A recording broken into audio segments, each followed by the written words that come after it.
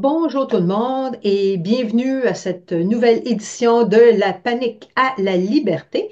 Et aujourd'hui, directement de Berne, j'ai le plaisir d'avoir avec nous Isabelle Carati, qui est coach en rayonnement personnel. J'adore cette phrase-là. Et qui est aussi auteur de du livre Et si la fontaine du bonheur se trouvait en nous. Je l'ai en version Kindle, fait que je ne peux pas vraiment vous le montrer. Mais voilà. Donc, vous pouvez l'avoir dans toute bonne librairie, pas toute bonne librairie, mais sur Amazon facilement. Et si la fontaine du bonheur se trouvait en nous. Bienvenue, Isabelle. Merci Martine. C'est un vrai plaisir de te rencontrer. Donc, merci pour l'invitation. Et ce que j'aime dans coach en rayonnement personnel, c'est que quand les gens le prononcent, ils rayonnent déjà. Et voilà, ah, c'est magique, magique. Exactement.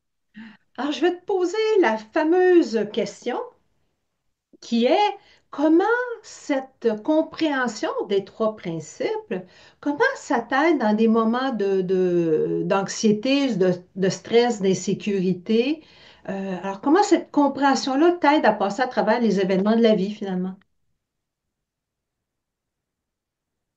C'est une bonne question et je pense à plusieurs événements en même temps et en particulier à la grande panique collective de la Covid où j'avais été contactée par quelqu'un qui m'avait dit j'ai peur et j'ai tellement peur que le danger doit être gigantesque. Et j'avais réalisé que beaucoup, et on retombe toujours dans dans ce malentendu, on connecte la sensation de danger avec la peur qu'on ressent, comme si le danger, l'importance du danger extérieur se ressentait en fonction de notre intensité de peur. Et ce que moi j'ai compris avec les trois principes, c'était en fait une invitation de Ian Watson qui a dit, et si la souffrance était au psychique, ce que la douleur était au physique. Hmm. Et j'avais jamais entendu ça avant. Et donc, ça a résonné en moi et je suis partie de la douleur physique. Et j'ai réalisé que quand j'ai mal quelque part physiquement, qu'est-ce que je cherche? Le soulagement. C'est automatique. C'est-à-dire si en tapant sur un clou pour mettre un joli tableau dans le mur, par inadvertance, je me tape sur le doigt et que je me fais mal, je vais certainement porter les doigts à ma bouche dans un réflexe, poser le marteau et surtout pas répéter ma maladresse. Je sais que cette douleur, c'est moi qui me la suis infligée par maladresse. Et tout d'un coup, en y réfléchissant bien, je me suis dit, est-ce que ça veut dire que quand je suis stressée, angoissée, que j'ai des crises de panique, ça peut être aussi des vagues de peur ou de tristesse, euh, est-ce qu'il y a une maladresse de ma part? Est-ce que c'est moi qui m'inflige ça? Alors qu'avant, j'avais tendance à penser que ça venait de l'extérieur. C'est parce qu'effectivement, il y avait un réel danger dehors que j'avais de bonnes raisons d'avoir peur. Et là, tout, ou en tout cas beaucoup, s'est déconstruit en une fois. Et j'ai réalisé effectivement la maladresse à l'origine de ce sentiment d'inconfort. Euh, c'est qu'en fait, on a peur. Et au lieu de poser le marteau pour éviter de se retaper une deuxième fois sur le doigt, on continue. On continue à entretenir notre dialogue intérieur où on se dit, ah, mais oui, ça pourrait arriver. Et si ça arrive, alors, et on commence à créer une chaîne de causes et conséquences où on imagine de mal en pire. Et c'est un peu comme si on continuait à se taper sur les doigts. On a toujours plus mal, mais là, on n'a pas le réflexe parce qu'on n'a pas la compréhension. On n'a pas le réflexe d'enlever le marteau parce qu'on ne comprend pas que C'est nous qui nous infligeons cette souffrance mentale. Et donc, tout d'un coup, ça a ouvert une nouvelle porte. Quand je me fais du souci, quand j'ai peur, c'est une invitation à aller chercher le soulagement. Et comment chercher le soulagement?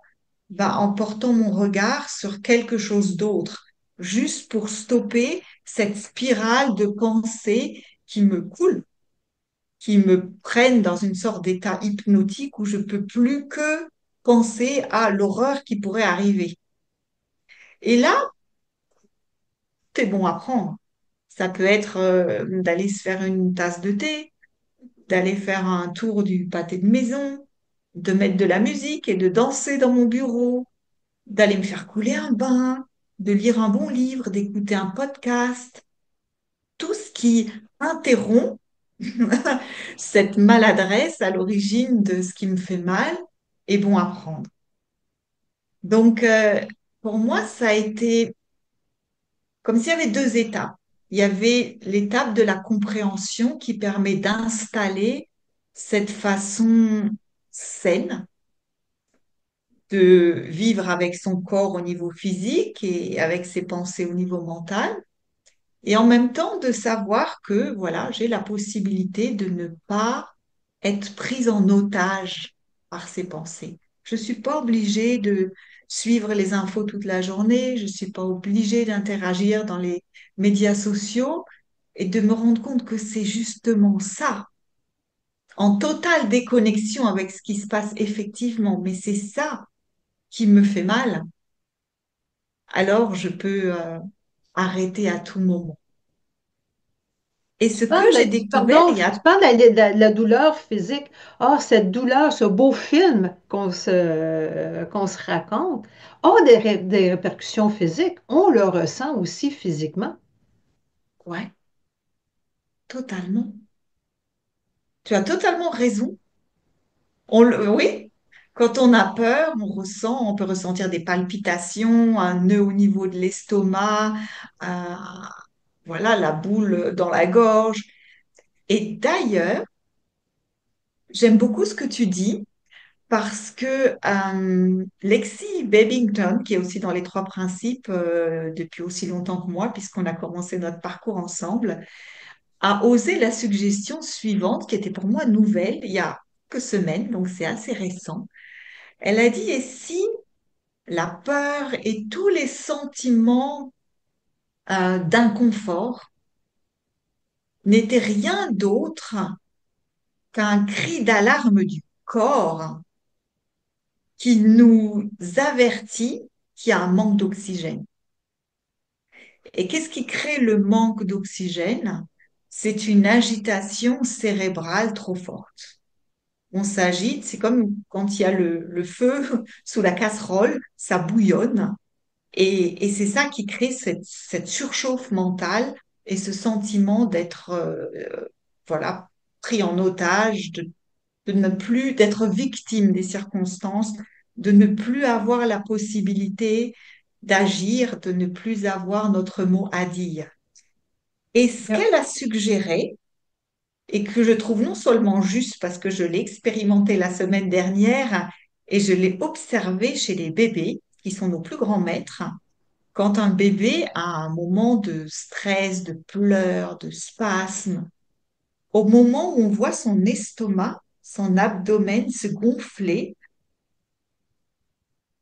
tout d'un coup, il est apaisé. Trois respirations ventrales et c'est l'apaisement total. Et j'ai essayé ça quand on était pendant une semaine de vacances en Sicile. Et c'est moi qui conduisais et les Siciliens ont une conduite sportive. Et en Sicile, c'est encore un peu plus. Donc, il n'était pas rare que des camions doublent sur la voie opposée et qu'ils arrivent à se rabattre au dernier moment, alors que moi, j'arrivais de façon frontale sur ma voie. Et j'ai senti la peur me prendre au ventre, parce que là, on se dit, bah là, c'est du sérieux, hein. C'est ma vie qui est en danger.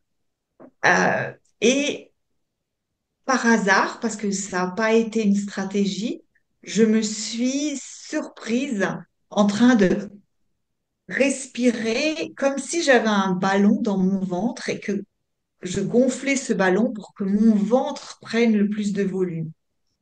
Et j'ai été sidérée de constater que le sentiment, la sensation de peur a immédiatement disparu, même si la situation, c'est-à-dire le danger réel du camion qui s'approchait, n'avait non seulement pas changé, mais le camion s'approchait de plus en plus.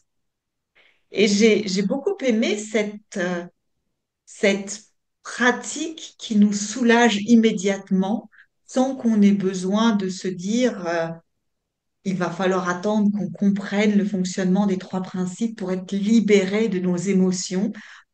Ben là, ça se fait tout de suite, c'est la caisse de secours, la caisse à outils ou la boîte de secours, premier Ben, Bill secours. Pettit appelle ça une lettre d'amour de notre corps. Et d'ailleurs, pourquoi on demande aux gens de respirer, ce qui est important, c'est d'avoir un plus grand expire que l'inspire. Donc, si on inspire sur 4, d'expirer sur 7, parce que ça kick in le système parasympathique. Or, le système parasympathique, c'est le système qui nous calme. Et voilà pourquoi que ça fonctionne. Waouh, merci pour l'explication de comment ça fonctionne dans les coulisses. C'est c'est très intéressant. On n'arrête pas d'apprendre. Et peut-être une chose qui me vient à l'esprit que j'ai expérimenté dans une phase suite à une vague de licenciements massifs dans l'entreprise dans laquelle je travaillais. À plus de 50 ans, perdre son emploi quand on a trois enfants à charge, euh, voilà, ça m'a dévastée pendant une semaine. Et quelque part, je ne veux pas dire je me suis autorisée à me sentir dévastée parce que j'ai l'impression que j'ai pas eu le choix. C'était la descente aux enfers. Mais ce que j'ai constaté à la fin de cette semaine, jour pour jour, c'est qu'au bout de cette descente aux enfers, j'étais toujours vivante. Et ça, pour moi, c'était une belle leçon. Parce que très souvent, on veut éviter nos émotions. On se dit, waouh, si je suis submergée de chagrin, on est submergé de chagrin, mais personne ne s'en est trouvé noyé. On est accablé de tristesse, mais on n'est pas broyé. C'est-à-dire nos émotions nous chahutent, nous secouent, d'accord, mais ça va pas plus loin. Et quand on se rend compte que ça va pas être agréable, on va être comme dans le tambour du lave-linge, mais qu'on va ressortir vivant et peut-être encore plus fort qu'avant, on a moins la tentation de vouloir éviter à tout prix de traverser certaines émotions ou d'échapper à tout prix à certaines circonstances qu'on pense être des déclencheurs de certaines émotions. Donc c'est totalement libérateur. C'est un peu comme la météo. On a de la météo. Et des fois, comme aujourd'hui, c'est nuageux chez moi. Mais j'ai pas à sortir à l'extérieur et à me mettre à souffler sur les nuages en espérant que le soleil arrive. Alors, je sais que c'est temporaire. Même chose pour nos émotions. On sait qu'ils sont temporaires. Est-ce que ça demande d'être confortable dans l'inconfort? Oui. Mais en sachant que c'est temporaire, on peut respirer, puis il y a 50 millions d'autres petits trucs, là. Mais en sachant que, comme tu le dis si bien, on n'en meurt pas. On a survécu à 100% des choses qui nous sont arrivées. Et comme Sidney Banks disait, hein, la vie est un sport de combat, de contact. On a survécu à 100% des événements jusqu'à maintenant. Et présentement, on a de la météo. Alors, des fois, il y a un beau soleil, des fois, c'est nuageux, des fois, il y a une tornade, Ouais. mais c'est temporaire.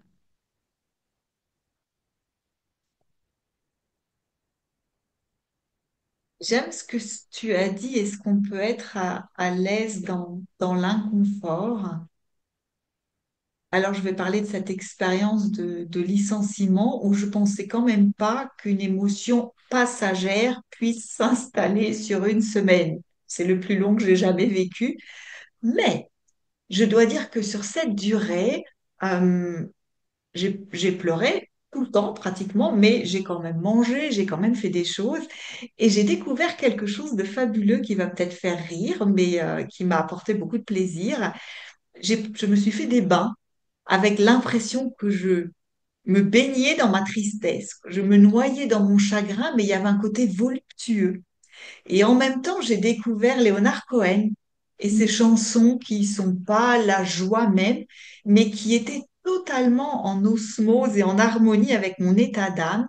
Et il y avait une beauté dans cette tristesse. C'est peut-être pour ça que je m'y suis baignée si longtemps, je ne sais pas, mais du coup, euh, avant, il y avait les émotions confortables et inconfortables. Les inconfortables, j'en veux pas. Les confortables, j'en veux plus. Et du coup, dans les émotions confortables, il est rentré la tristesse. La tristesse ne me fait plus peur, j'y trouve un certain charme, une certaine volupté et j'aime la mixer avec les musiques de Leonard Cohen, avec un bon bain, plein de bulles. Et donc, il y a une certaine grâce à traverser cette émotion.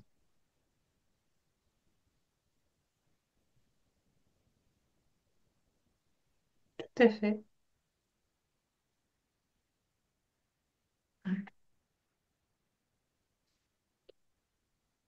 Merci beaucoup, Isabelle, pour ton temps et ta sagesse. Alors, si les gens veulent te trouver, à quel endroit qu'ils peuvent te trouver? Le plus simple, c'est sans doute le Linktree, donc d'écrire Linktr, puis après il y a un petit point et deux E séparés, et puis barre oblique et mon nom, tout attaché, sans point, sans espace. Et là, il y a quelques boutons qui ramènent sur des possibilités de me rencontrer en direct sur Insight Timer, la possibilité de découvrir les trois principes à partir de mon livre qui est écrit en français, de venir à ces rencontres ou d'accéder aux enregistrements. Il y a des masterclass, il y a des choses qui sont très actuelles, donc qui peuvent faire plaisir ou qui peuvent éveiller la curiosité ou l'intérêt. Le Linktree, j'imagine que c'est sur Instagram. Oh, je suis très peu sur les médias sociaux, donc je OK. suis euh, je suis sur LinkedIn et globalement sur le groupe des trois principes francophonie, puisque je fais partie du comité, et ça s'arrête là. OK. Ah, Donc, donc voilà, donc le Linktree, il faut juste écrire Linktree avec le point entre Linktree et les deux E, puis barre oblique et mon nom et mon prénom, enfin mon prénom et mon nom, Isabelle Carati. Et là, il y a un déroulé simplissime. On clique sur un bouton et puis ça nous amène quelque part. On y reste ou on repart. C'est un espace de liberté. merci beaucoup, Isabelle. Merci à toi. C'était vraiment un très très beau moment et j'espère que ça va apporter du soulagement, de l'inspiration et peut-être plein d'autres idées aux gens qui vont nous écouter. Bonne journée.